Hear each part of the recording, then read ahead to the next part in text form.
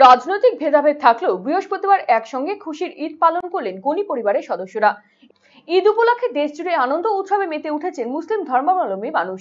সেই পরিপ্রেক্ষিতে মালদার কোতোয়ালি গনি ভবনে রাজনীতি ভুলে একসঙ্গে খুশির ঈদ পালন করতে দেখা গেল দক্ষিণ মালদার কংগ্রেস প্রার্থী ঈশা খান চৌধুরীর পরিবার এবং তৃণমূলের রাজ্যসভার সাংসদ মৌসম বেনিজির নূরের পরিবারকে। কংগ্রেসের হাত ধরেই শুরু হয় গনি পরিবারের রাজনীতি, কিন্তু মৌসম বেনিজির নূর কংগ্রেস ত্যাগ করে তৃণমূলে যোগদান করায় গনি পরিবার অর্থাৎ বিদায়ী সাংসদ মামা আবু হাসেম খান চৌধুরীর পরিবারের সঙ্গে সম্পর্কে ফাটল দেখা দেয়। বর্তমান দক্ষিণ মালদার কংগ্রেস প্রার্থী ঈশা খান চৌধুরী সম্পর্কে মামাতো দাদা হলেও রাজনৈতিক কারণে দীর্ঘদিন ধরেই সম্পর্কে ফাটল তৈরি হয়েছে দুই পরিবারের মধ্যে। তবে এদিন রাজনৈতিক ভেদাভেদ ভুলে দুই পরিবার একসঙ্গে মিলিত হয়ে আনন্দ উৎসাহের সাথেই খুশির ঈদ পালন করলেন।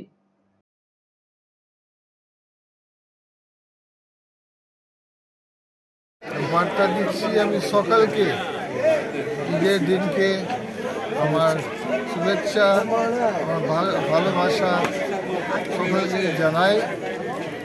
যারা রোজা করেছে, কষ্ট করেছে, নামাজ পড়েছে, আমি সবাইকে আমার ভালোবাসা জানাই। সকল আর ঈদ মোবারক জানাই সবাই। না, যেহেতু আজকে হোলির দিন, আমরা আজকে বাড়িতে মানুষের সঙ্গে আমরা মিট করব।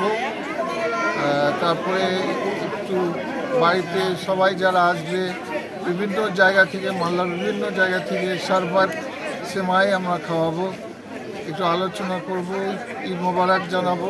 আমাদের খুব শুভ দিন ঈদ, আমরা সকলে ঈদ পালন করছি এবং এটা আমাদের আনন্দের একটা উৎসব, শান্তির উৎসব।